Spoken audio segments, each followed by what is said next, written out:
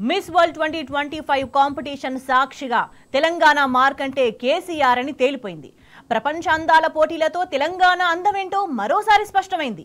తెలంగాణలో దశాబ్ది బీఆర్ఎస్ పాలనా వైభవాన్ని మరోసారి ఈ అందాల పోటీలు సమున్నతంగా చాటి చెప్పాయి. కేసీఆర్ అంటే ఓ బ్రాండ్, కేసీఆర్ అంటే ఓ విజన్, కేసీఆర్ అంటే చెరిపేయ తరంగాని తెలంగాణ సంతకం.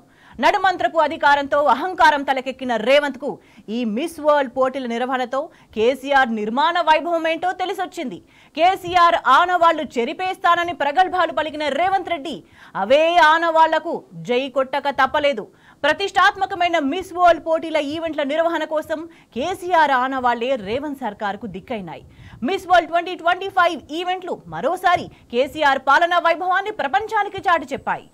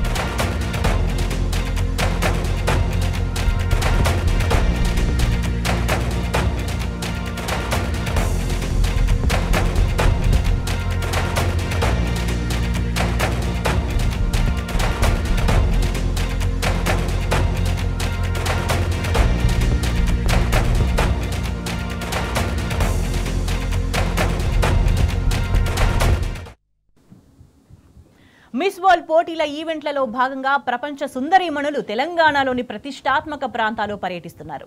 ఈ సందర్భంగా ప్రపంచ అందగతులు అబ్బురపడుతున్న నిర్మాణాలన్నీ తెలంగాణ తొలి సీఎం కేసీఆర్ నిర్మించినవే. సెక్రటేరియట్, బుద్ధవనం, కమాండ్ కంట్రోల్ సెంటర్తో పాటు తెలంగాణ సచివాలయాన్ని మిస్ వరల్డ్ పోటీదారులు సందర్శించారు.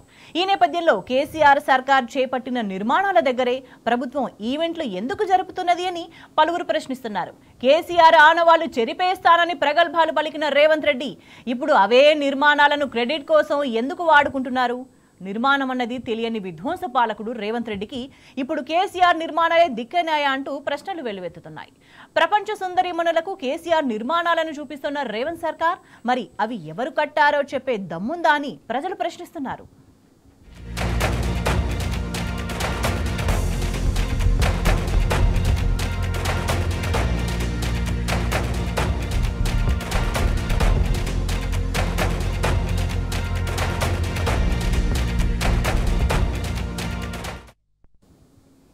తెలంగాణ పునర్నిర్మాణంలో దశాబ్ద కాలం ఓ అద్భుతం.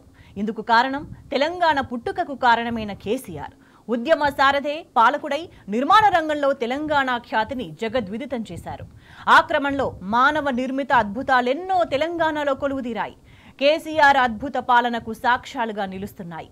కేసీఆర్ కట్టిన అద్భుత కట్టడాలను సందర్శించిన ప్రపంచ సుందరీమణులు సంభ్రమాశ్చర్యాలకు లోనవుతున్నారు. అందుకే చెరిగిపోయేవి కావు కేసీఆర్ ఆనవాళ్లు. మిస్ వరల్డ్ పోటీల నిర్వహణతో రేవంత్ సర్కార్కు జ్ఞానోదయం అయి ఉంటుందని తెలంగాణ ప్రజలే చెప్తున్నారు.